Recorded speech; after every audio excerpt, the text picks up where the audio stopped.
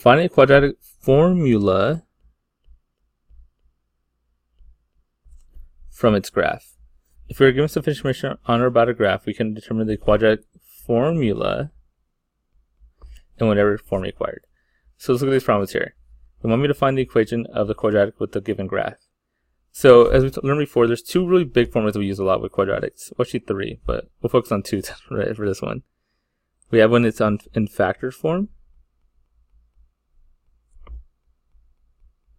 like that, right? So we have our x-intercept right here and here, and then we have our a right there. And then we have vertex form.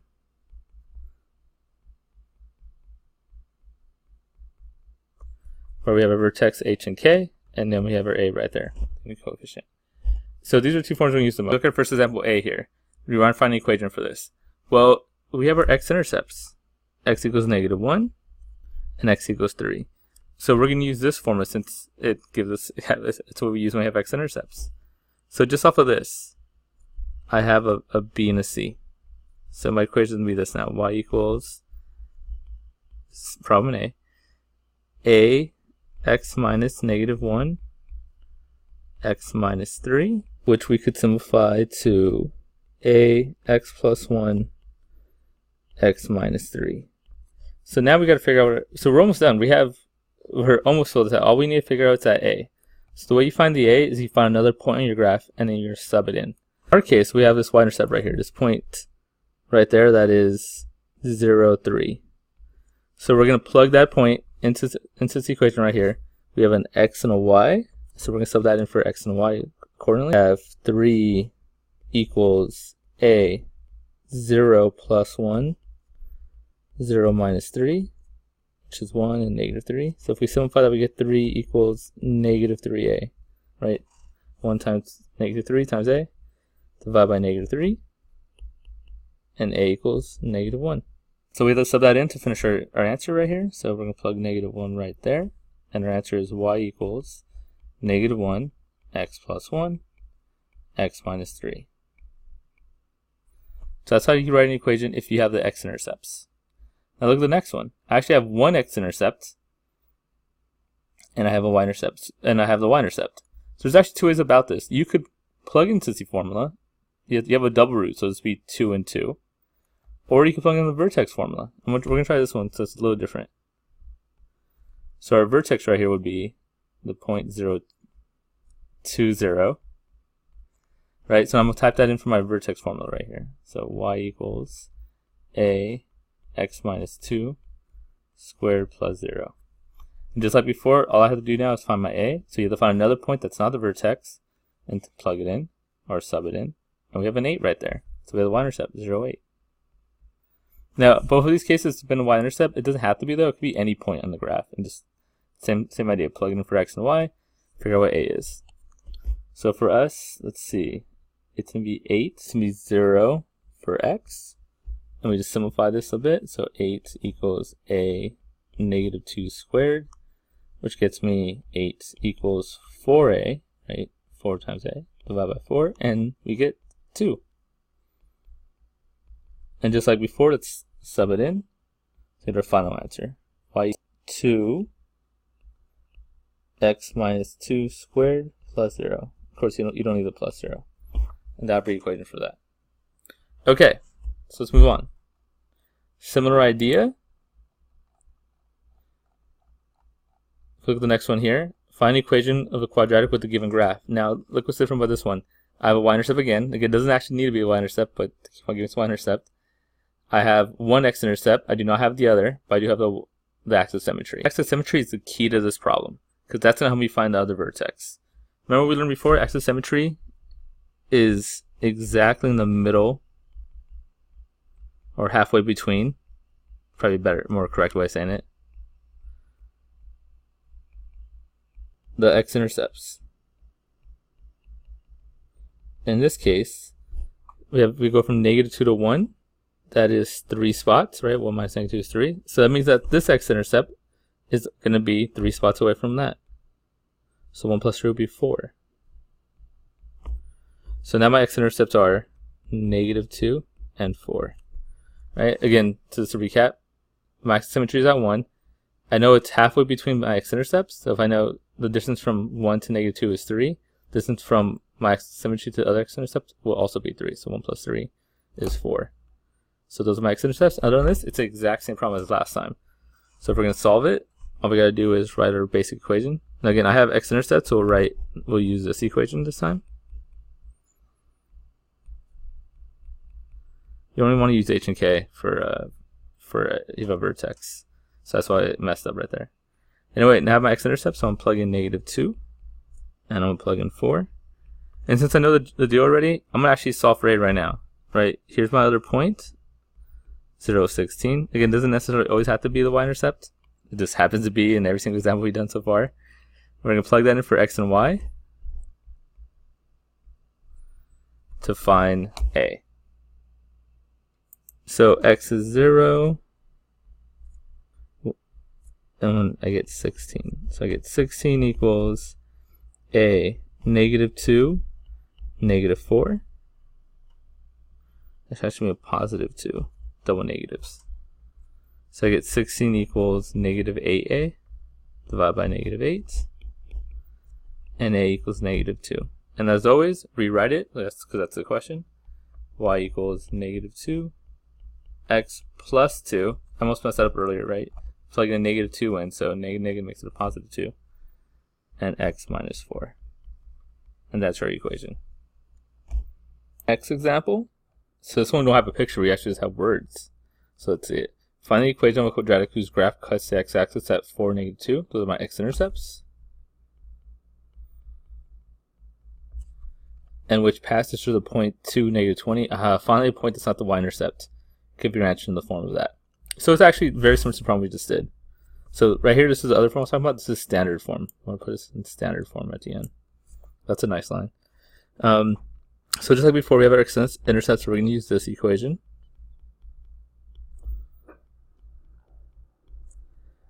And I got 4 and -3. And then here's my other point. I'm going to use this to find my a. So I have an x and a y. So x is 2, and y, let me put the 2 here, double negative, and y is -20. So I'm going to get -20 equals a. 2 minus 4, I just rewrite it because it looks a little messy. 2 plus 3 equals the double negative. I get -20 equals a times -2 times 5. -20 equals -10a. And if you divide by -10, you get a equals 2. So there's my equation. And x plus 3 because of double negative. Now we're almost done. This one has a little side thing to it, which is put in standard form. That's how easier it seems. Anytime you want a standard form, all you have to do is simplify the thing you have every single time. Even if you have it in vertex form, you just simplify it. So here, I'm going to do these guys first. X times x times 3. So x squared plus 3x. Distribute -4x minus 12. There's a 2 on the outside we can't forget about. So x squared minus x minus 12. Then distribute the 2. So 2x squared minus 2x minus 24. And that's my equation. So next one we're going to go a little faster than we've been doing, because we actually did one of these already. I'm just going to do b here. So it's the exact same question. We want you to write in the equation, but look at what we have this time. We have a vertex. So for this, it's actually easier to use vertex form. So we did one of these at the very start. Now remember, we have our vertex, so this is my h and k. This time they give us an x-intercept. Ooh. So that point is -2, 0. So that's going to be the point we use to find our a. So just like before, I have my vertex, -4 and 2. So if I rewrite that, I have this equation. Then to find our a, we're going to sub in this other point we have from our graph. So -2, 0. I get 0 equals a times -2 plus 4 squared plus 2. Just solve it. 0 equals 4a plus 2. A lot of people right here mess up and they add the 4 with the 2. It's combined with the a, so you can't add these two. Now we just got to solve it. So subtract 2, divide by 4. So -2 equals 4a. divided by 4. A equals negative 1/2. That's our A. And now we just have to rewrite everything. Y equals negative 1/2 x plus 4 squared plus 2. Right, so it's always the same idea with these equations. Either put in, if you have the x-intercepts, use the factored form, plug it in, pick another point, plug that in to find your A.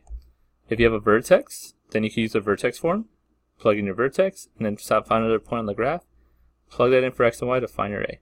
Don't forget to rewrite it. The next section we do is the intersection of graphs. So we're gonna see what happens when graphs intersect with each other. So this first one here, you can see if you have a graph on a line, they can intersect at 2 points. They can intersect at 1 point, kind of a tangent line we call that.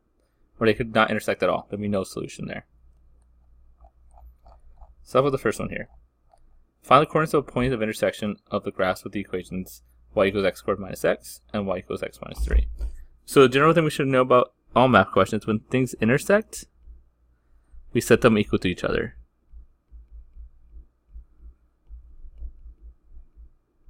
So that's how you can find the intersection. So anytime it says two things intersect and you want to find the intersection, you set them equal to each other. So in this case, I'm going to set x squared minus 8x equal to x minus 3. X squared minus x minus 18 equal to x minus 3. I don't know what I was thinking. Anyway, so now we solve this like normal quadratic. Set equal to 0 and factor. I mean, unless you want to complete the square, but any way works. So x squared minus 2x minus 15 equals 0. This indeed factors. It's x minus 5, x plus 3 equals 0. So x equals 5 and negative 3. So those are the x-intercepts where it crosses. The question actually wasn't what's the x-intercept, it was the coordinates. So they want you to find the y values also. So if x equals 5, and if x equals positive 5 and negative 3, we want to find that y's that go with those x's. So we could plug into either of these equations. We'll plug into the easier one first. So let's sub it into this equation to find the easy y. Either way, you get the exact same answer. So y equals 2. So I have a point 5 and 2. Same rule for this. You can sub it into either equation and you'll get the exact same answer. Let's use the easier one. Negative 3 minus 3, so negative 6. So I have the point negative 3 and negative 6. So there you go. That's how I find where two things intersect. Set them equal to each other and solve.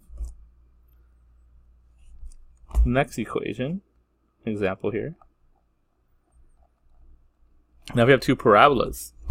Consider the curves x squared plus 5x plus 6 and the curve y equals 2x squared plus 2x minus 4. Solve for x. So same idea. If you want to find the intersection, set them equal to each other. A lot uglier when it's two parabolas, but the exact same concept. Let's set it equal to 0. So I think I'm going to push this side over because I like to have my x squared positive. So I'm going to minus x squared from both sides, minus 5x from both sides, minus 6 from both sides. I'm going to get x squared minus 3x minus 10. This also factors. I get x minus 5, x plus 2, x equals 5 and negative 2. And in this case, I could stop there because it just said solve for x. Next question. Graph the two curves on the same set of axes. So when we graph these two. First, let's make our xy chart. And let's see. Let's graph this one first. So I could factor that. That's x plus 2, x plus 3. We'll probably get 6, I had to get 5. So my x-intercepts are going to be negative 2 and negative 3. So 1, 2, 3, 4. Yeah, we're just going to do a sketch. This is going to be perfect. So negative 2 and negative 3. It is a positive a, so it's going to open up. So it's going to look kind of like this. And my intercept is 6. So I don't know. Let's just say it looks like this. Definitely not perfect. If I graph the other one, well, first I could factor out the 2. So it's x squared plus x minus 2. That also factors x plus 2, x minus 1. So that'll be x equals negative 2 and 1. So negative 2 and 1. So that's going to be like this. Again, this is a sketch. So I graph the two curves on the same axes. And actually, we know a couple things. We know where they hit. They should hit each other at 5 over there, and at -2 they cross. So 5 and -2. If I keep them going, they'll hit at 5. Again, my graph's not perfect. I'm sorry. Hence, I want to solve for when is x squared plus 5x, that's the green one, greater than the red one. So when is the green line greater than the red line? And if you look at it, right, that's all I want to know. When is the green line greater than the red line? Green line's above the red line right here. All this spot right here. Until they meet again at 5. Again, my graph's not perfect. They just cross somewhere around here at 5, according to the answers that we found. They cross at -2. They crossed again at 5. So again, look at the question. Hence solve for when is the green line greater than the red line? Look at the picture. Right here, the red line's on top of the green line. Like if you pick any one point, the red line's on top, the green line's on the bottom. Right here, they're equal. Any point in here, the green line's on top and the red line's on the bottom. So this is where the green line's bigger. This is where this guy is bigger than that guy. From -2 to 5. Okay, now let's do the same thing using technology, which I think you guys might like a little bit better. I should find the intersection using technology. So we're going to need your calculator. Okay, now that you have your calculator, let's solve the problem. Use technology to find coordinates of intersection between the graphs of this and this. So here's my calculator. Just going to type these in. Movie magic, there it is. So now we're going to graph it. So this is the standard view window, which is the one that you normally want to set it at. And I can see it there. So again, if you're not there, if your window's like off, you want to go to zoom standard number 6. Bring them up like this. Again, sometimes I might have to adjust it. I might have to go more up more, left more. But in this case, I actually could see it all. And they crossed here and here. So how do we find out on our calculator where they actually cross? You don't want to put trace because trace gives you an estimate. You want an actual value. So you have to press second calculator. And we're going to go to intersection number 5. So second calculator. And we'll go intersection number 5. You can just press 5 or go down to it. And then it wants to know what's the first curve. It doesn't really matter. If you want, you could press up and down. It switches between the curves. Like, let me show you. Right, so it switches between curves. It does not matter which one's the first curve. Just go close to one intersection. Hit enter. It asks what the second curve is. Just hit enter. Then it wants you to guess. Yeah, hit enter. It's wasting my time. And there's your answer. X equals 0.5857. If we're doing 3 sig figs, 0.586. That's one intersection point. We're going to go back and find the other one. So all we have to do is do the exact same thing. Hit second calculate. Go to intersection number 5. Move closer to the other one. In this case, it's actually easier to move it if you are the straight line. So I'm going to do a little trick here. Press up. Life pro tip right there. And get closer to it. First curve, yes. Second curve, yes. Guess, yes. And the intersection right there is 3.414.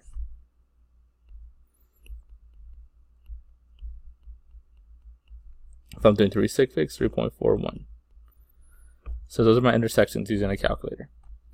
Now, if we look at the same question we did before, if I want to know, let's say when the line's bigger than the parabola, that'll be in between these two values. See, right there, the line is actually bigger than the parabola. Everywhere else, the parabola is bigger than the line. So it could work the exact same way. Let's move on. Here's our last question of the day, but it's also our toughest question of the day. So this is what's going on. Y equals 2x plus k is a tangent to the graph of y equals 2x squared minus 3x plus 4. Find k. What's going on? When something's a tangent to a graph, that means you hit the graph at one spot. So we have a parabola here. And we have this line that hits it at exactly one spot. Right? That's a tangent line. So this is a tricky question. Because they want us to understand that the tangent line crossing anything at one spot means that there's only one point of solution. There's only one solution to this equation. Right, so these two equations, when they only cross one time. So there's only one solution. Remember when we hear that? When do we know there's one solution to something? When the discriminant, it's a bad triangle, which is b squared minus 4ac, equals 0. When the discriminant equals 0, then we have one solution. If it was a line hit cross that twice, then the discriminant would be greater than 0. If they didn't cross at all, the discriminant would be negative. So that's what makes this one tricky. They want you to understand that, hey, these are tangents to each other. That means when these things equal each other, it should only have one solution, which means the discriminant is equal to 0. Tricky IB. So how do we solve this? Well, we're going to do what we always do. We're going to set these things equal to each other. So I'm going to get 2x plus k. I'm going to set it equal to 2x squared minus 3x plus 4. So we're going to set it equal to 0, because that's how we solve a quadratic. Subtract 2x from both sides. Now subtract k. You might wonder, where do I subtract k from? Well, k doesn't have a variable. K is a constant. It looks like a variable. So we're going to subtract it from the 4. I'll explain that a little bit more in a second. So this is 0. This is 2x squared minus 5x plus 4 minus k, because these are both the constants, and you can't combine them. So I have this quadratic equation. Now we get to what we talked about. Since they're tangents, there's only one solution, which means the discriminant equals 0. Well, let's find the discriminant now that we have in quadratic form. I need my b, I need my a, and all of this, since it's all constant, is my c. That's my c, right? These are both constants. Let's put in the discriminant form. B squared minus 4ac equal to 0, because they're tangents to each other, so there's only one solution. So I get negative 5 squared minus 4 times 2 times 4 minus k equals 0. Now it's just an algebra question. So I get 25 minus 8 times 4 minus k. Now you have to watch out there. Notice I didn't try to do too much. I was like, let me simplify this first. Now I can simplify this, because I didn't want to mess up and be embarrassed. And then negative 8 times that is plus 8k equals 0. Now these two things are on the same side, so I can just simplify it. Negative 7 plus 8k equals 0. Solve for 8k and divide by 8. And there we go. K equals 7/8. And that's the answer. So remember, this is a tricky question. Right, it all started from the fact that they said these two things were tangents to each other. And we have to understand that tangent line means it only has one solution. And that's the way IB wants you to understand that, hey, the discriminant equals 0. If they gave you something like this and they said it had two solutions, like it crossed the two spots, then you do this greater than 0. And if it was less than 0, like it had no solutions, they didn't cross at all, then it'll be less than 0. And that's the lesson.